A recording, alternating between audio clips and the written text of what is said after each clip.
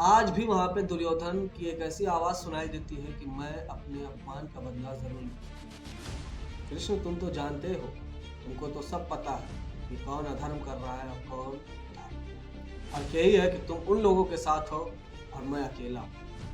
मेरे साथ अन्याय हुआ है, कितने ही युग क्यों न बीत जाए, मैं अपने अपमान का बदला जरूर लूंगा। मैं अधर्म से नहीं हारा हूँ, मैं हारा हूँ तो अन्याय से, मैं हारा हूँ तो छल से। मेरे साथ ये जो छल किया गया है इसका बदला मैं जरूर लूंगा, चाहे कितने ही युग क्यों न बीत जाए। दोस्तों, महाभारत काल का 18 दिन युद्ध होता है। युद्ध इतना ज्यादा भयंकर होता है, इसमें कहा जाता है कि दुनिया की आधा से ज्यादा आबादी विनाश हो जाता है। महाभारत युद्ध आप लोगों को तो पता ही होगा कि 18 दिन चलता है।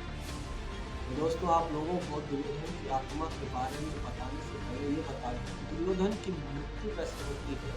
छल के बाद महाभारत में तो बहुत सारे छल हुए हैं। कभी पांडवों की तरफ से छल किया गया है, कभी कौरवों की तरफ से छल किया गया है। लेकिन अगर मैं बोलूं कि 18 दिन में सबसे बड़ा जो छल हुआ है वो हुआ है दुर्योधन के साथ, तो आप लोग यकीन नहीं करोगे। 18 दिन का आखिरी दिन युद्ध हो रहा होता है। इसी बीच दुर्योधन एक तालाब में जाके छिप जाता है। भीम उसको ललकारते हैं और बोलते हैं, हे दुर्योधन, तुम तो बहुत शक्तिशाली हो और तुम क्या मृत्यु से डर गए? तुम तो वीर हो, आओ और मुझसे युद्ध करो। दुर्योधन बहुत ज्यादा आक्रोशित और क्रोध में बाहर निकलता है और बोलता है कि मैं जरूर लड़ूंगा, वीर की तरह मेरी मृत्यु हो। मैं छिपा नहीं था, बस मैं ध्यान करता था। दुर्योधन बोलता है कि इस युद्ध का निर्णायक कौन हो, इस युद्ध में निर्णय कौन करेगा? मुझे तो पांडवों पे पूरा भरोसा है नहीं और मैं कृष्ण को मानता नहीं, तो कौन इस युद्ध का निर्णय करे?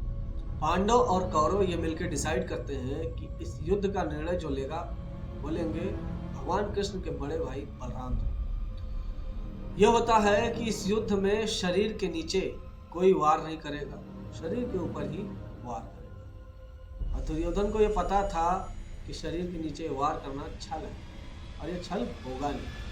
और कहीं ना कहीं दुर्योधन के मन में यह शंका भी थी कि महाभारत युद्ध में बहुत सारे छल हुए हैं, अश्वत्थामा के साथ, क्रू द्रोण के साथ, भीष्म पितामह के साथ, यहाँ तक कि पांडवों में अभिमन्यु के साथ। दुर्योधन को यह पता था, इसीलिए कहा जाता है कि दुर्योधन ने अपनी माँ से एक वरदान प्राप्त किया था कि उसका पूरा का पूरा शरीर पत्थर का हो जाए। और ये बात कहीं ना कहीं भगवान कृष्ण को पता चल जाती है और भगवान कृष्ण को अंदाजा भी था कि अगर दुर्योधन की माँ अपनी आंखों से पट्टी उतार के दुर्योधन को देख लेंगी तो दुर्योधन अमर हो जाएगा, दुर्योधन को कोई मार नहीं सकेगा। तो उनके दिमाग में ये सोचते हैं कि फिर भीम की प्रतिज्ञा का क्या होगा, धर्म और अधर्म का क्या होगा? इतने दिनों से इतने सारे योद्धा जो मृत्यु को प्राप्त हुए हैं उनका क्या होगा? ये तो पूरा का पूरा खेल उल्टा पड़ जाएगा। और भगवान कृष्ण बिना कुछ सोचे समझे दुर्योधन के शिविर में पहुंच जाते हैं और कहते हैं कि हे दुर्योधन, सुना है कि तुम अपनी माता श्री के पास जा रहे हो कल शाम को, और सुना है कि उन्होंने कहा है कि मैं तुम्हें कोई आशीर्वाद भी दूंगा। दुर्योधन जानता है कि कृष्ण को सब कुछ पता है, इसी वजह से दुर्योधन कृष्ण से कहता है, हाँ मैं जाऊंगा और मेरी माता श्री ने कहा है कि तुम नंगे आना। कृष्ण कहते हैं कि दुर्योधन, तुमको लज्जा नहीं आती क्या? तुम अपनी माता श्री के पास नंगे होते हुए जाओगे? अरे कम से कम थोड़ा तो कुछ पहन लो। मैं तुमको रोकूंगा नहीं, तुम जाओ, थोड़ा तो लज्जा करो। और दुर्योधन को अपनी बातों में फंसा लेते हैं। दुर्योधन आखिर दूसरे दिन शाम को अपनी माता के पास जाता है और गलती से वो जो प्राइवेट पार्ट होता है वहां पे कपड़े पहन लेता है। और जैसे ही उसकी माता श्री आंखें खोलती हैं तो वो दुर्योधन को ऊपर से नीचे तक देखती है और गुस्से में बोलती है कि अपना प्राइवेट पार्ट क्यों ढका? दुर्योधन बोलता है कि माँ, मुझे शर्म आ गया था इसलिए मैंने ढक लिया, आखिर में मैं आपके सामने नंगा थोड़ी आऊंगा। तो दुर्योधन की माँ कहती है कि जाओ, अब तुम्हें यही चीज तुम्हारी मृत्यु का कारण बनेगा।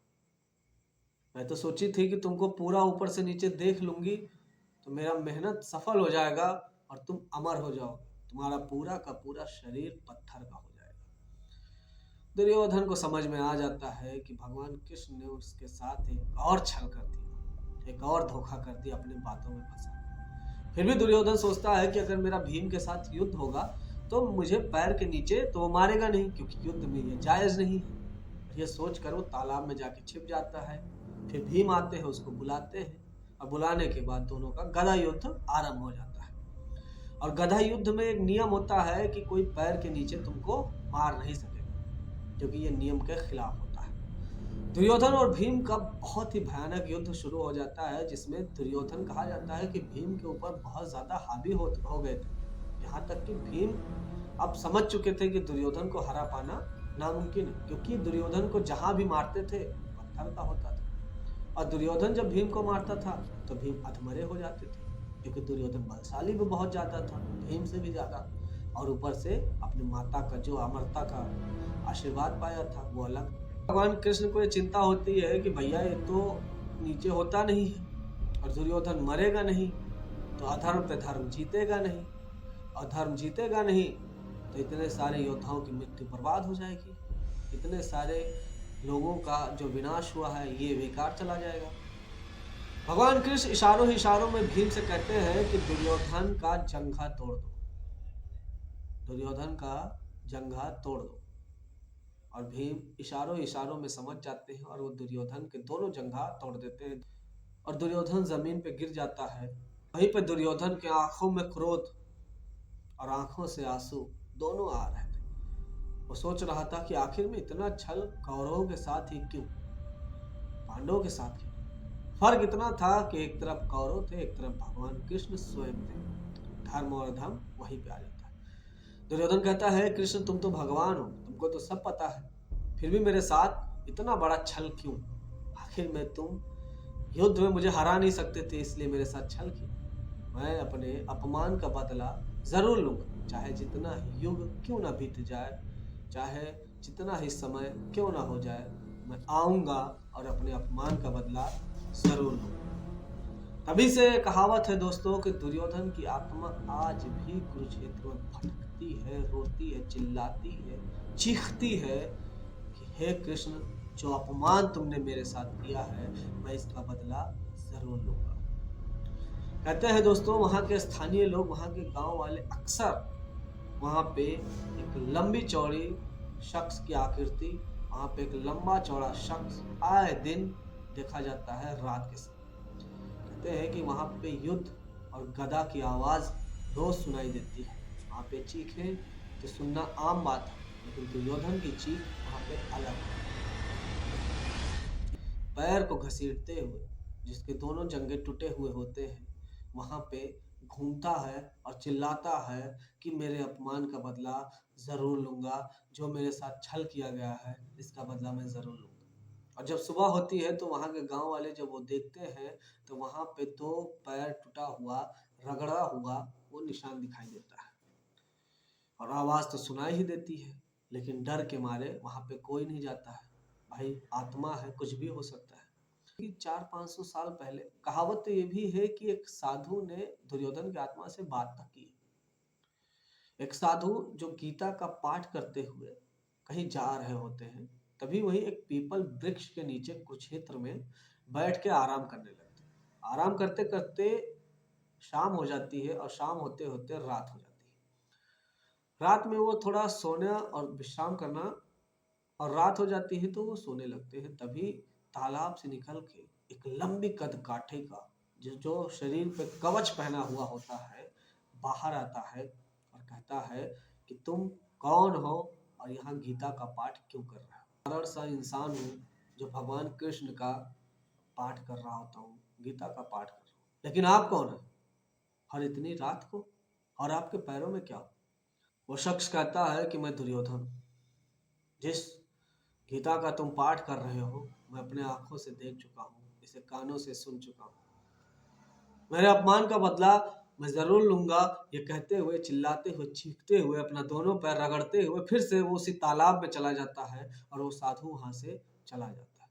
जब साधु वहां पे गांव वालों से बताता है तो गांव वाले कहते हैं कि ये तो आए दिन हम लोग देखते हैं, आए दिन वहां पे चीखे हम सुनते हैं वहाँ पे एक शख्स चिल्लाता हुआ, आए दिन एक चीख सुनाई देती है कि मैं अपने अपमान का बदला ज़रूर लूँगा और मेरे साथ जो छल हुआ है, चाहे कितने ही युग क्यों ना बीत जाएँ, मैं अपने अपमान का बदला ज़रूर लूँगा। दोस्तों, महाभारत के युद्ध में बहुत सारे अन्याय हुए हैं। कभी अश्वत्थामा के साथ, कभी भीष्म पितामह के साथ, कभी गुरु द्रोण के साथ और कभी अभिमन्यु के साथ। लेकिन कहा जाता है कि महाभारत में एक छिपा हुआ रहस्य आज भी है कि दुर्योधन के साथ इतना बड़ा अन्याय हो जाता है और दुर्योधन की आत्मा आज भी भटकती है। ये सबसे बड़ा रहस्य। महाभारत एक ऐसा युद्ध जिसमें बहुत सारे लोग, निर्दोष लोगों की हत्या हो जाती है, चाहे वो कौरवों के साथ हो या पांडवों के साथ हो या कोई भी। वहां पे धर्म अधर्म की बात थी। धर्म और अधर्म एक तरफ अगर रख दो तो दोनों तरफ अधर्म ही लोग थे। लेकिन फर्क इतना था कि एक तरफ भगवान कृष्ण थे और एक तरफ सिर्फ और सिर्फ कौरव। बस यही वजह है कि कौरवों को अधर्मी और पांडवों को धर्मी कहा गया है। लेकिन कहा यह भी जाता है कि पांडवों की तरफ से सिर्फ धर्मराज युधिष्ठिर ही स्वर्ग गए थे, बाकी कोई स्वर्ग नहीं गया था। इसका मतलब ये भी है कि पांडवों की तरफ से अधर्मी लोग ज्यादा थे। कहा यह भी जाता है कि कौरवों की तरफ से भीष्म पितामह, कर्ण, दुर्योधन, दुशासन, जितने भी सारे योद्धा थे, सारे के सारे स्वर्ग गए थे, क्योंकि उन्होंने कभी अपने मित्र, अपने संबंधी का साथ नहीं छोड़ा था। अधर्म और धर्म, बस फर्क इतना ही है कि भगवान कृष्ण एक तरफ, बाकी सब लोग एक तरफ। तो मिलता हूँ दोस्तों मैं अगली कहानी में। नमस्कार। हर हर महादेव।